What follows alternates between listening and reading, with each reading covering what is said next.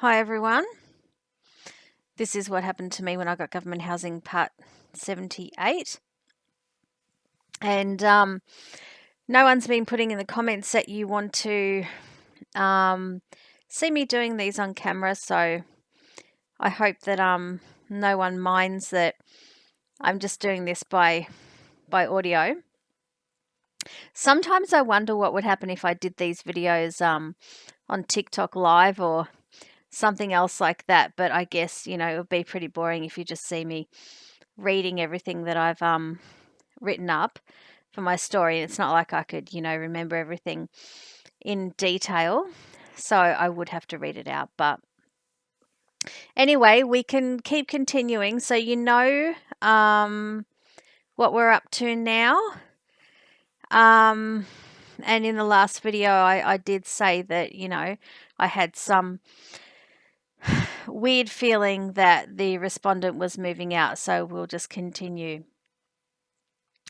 As I've been explaining in these videos, I was on the receiving end of some very serious violence, like having a large crowbar hit you on the head, it's very violent. And I had suffered violence from the respondent and other people, including some people who worked in the justice system. And I couldn't speak to the police about what was happening because they had an attitude towards me. And I believe it was obvious that they were biased against me. But for some reason, I was still alive.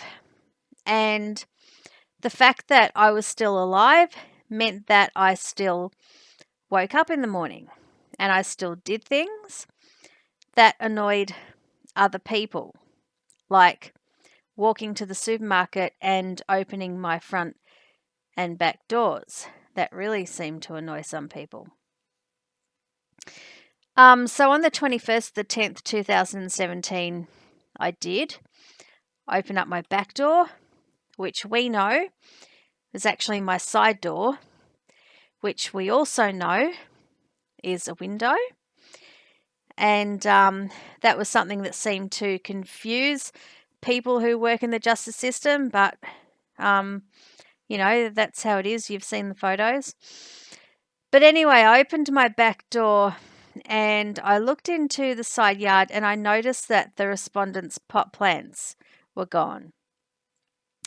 And I was hoping this meant that he had moved out, but I couldn't ask anyone else about it because I was scared that I would be charged with breaching the intervention order that he had against me if I spoke about him. And this was really isolating. Then on the 22nd of the 10th, 2017, we spent the whole day inside because the respondent was at the block and in the car park talking to the other residents. I felt like a prisoner because I couldn't leave my unit. But then at around 6:30 p.m, we thought it was safe to go out to the laundrette and we were able to get there and back without any drama. When I got home, I looked around and I saw that the respondent's taco bus was gone. And it started to dawn on me that he had really moved out. The idea that the respondent was not living at the block anymore sent me into shock and I felt disorientated. There was no banging on my ceiling at night and I slept well. Then on the 23rd of the 10th, 2017, I realised that the respondent had moved out and that he wasn't living in the unit above me anymore. And I felt so relieved. It was like I had water pouring out of all four limbs of my body. And it was a very strange feeling. And this feeling continued for some time, but I don't remember when it stopped. I opened up my lounge room blind, and I saw the rubbish in my side yard and it made me feel sick. But I felt like I could look at it because the respondent was gone. I was looking at the rubbish and feeling disgusted as always, um, since, moving into the unit. But I also knew that I was the one who would have to deal with it. No one would help me get rid of it, and I was burdened with dealing with having it removed, as well as being burdened with how bad I felt when I looked at it, and all of the social consequences of having something that gross in my side yard. I can't imagine what people would have thought when they, came to the block and looked into my side yard and saw all of that rubbish. Then I went into my backyard and I put some washing on the line, or I tried to. I went to the backyard, with the intention of putting washing on the line. But when I saw the pegs, I didn't want to use them because they were so dirty and so full of spider webs and muck and grime. And to me, all the dirt and muck and grime symbolized the respondent and everything that he had done to me. It was as if he had dirtied everything that I owned, and even the things that he hadn't touched. So I put my clothes horse outside and I used that to put the clothes on. But that was another expense that I had incurred because of what happened to me. I couldn't use my clothesline, so I had to buy the clothes horse. And it was always the case that the expenses were dumped on me. And I thought that was okay because I always believed that I would get compensation. And I could explain all of the costs that had incurred to the judge. And because I had receipts for everything, it never occurred to me that my application for compensation would be refused. But as we know, it was refused, but we still have a while before we get to that court hearing, so I can tell you all about it. I looked at the side yard. There was so much overgrowth, I had to rip out some of the plants just to get my clothes horse outside. My whole backyard and side yards looked disgusting, and they looked like hard work. More hard work that I had to do after everything else that I had already been through. And I was literally exhausted. And I knew that I couldn't afford to get someone to come out and remove all of that green waste. So I knew that I would have to do it myself.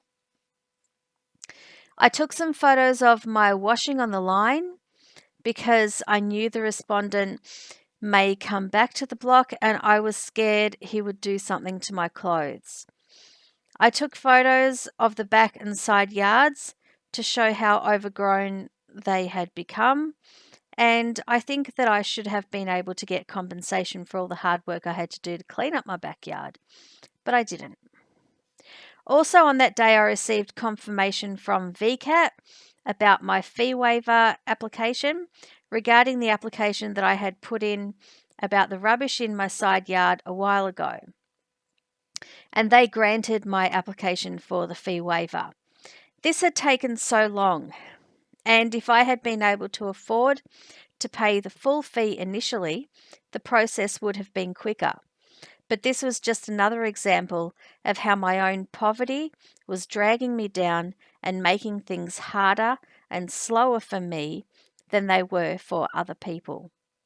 I was disadvantaged because I was disadvantaged, and it seemed to be an ongoing struggle I couldn't get ahead of, and it was killing me and it was pushing me deeper into poverty, but I knew I couldn't give up.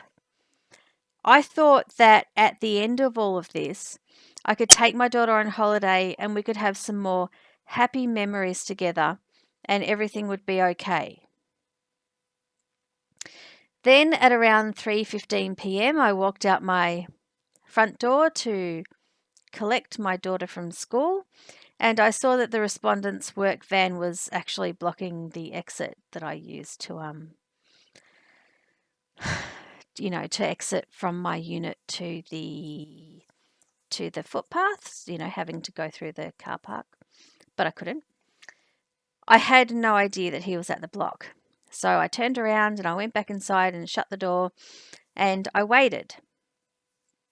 I was worried that I wouldn't be able to get to my daughter's school on time to pick her up, but luckily I heard the respondent drive off. So I went out to collect my daughter. I couldn't believe that the respondent was still coming back to the block after moving out. So I felt like I couldn't relax and I couldn't rebuild my life. We went to a park instead of going home. Then we walked the long way home, and I was filled with the same sense of dread that I had to feel every day for the past few years.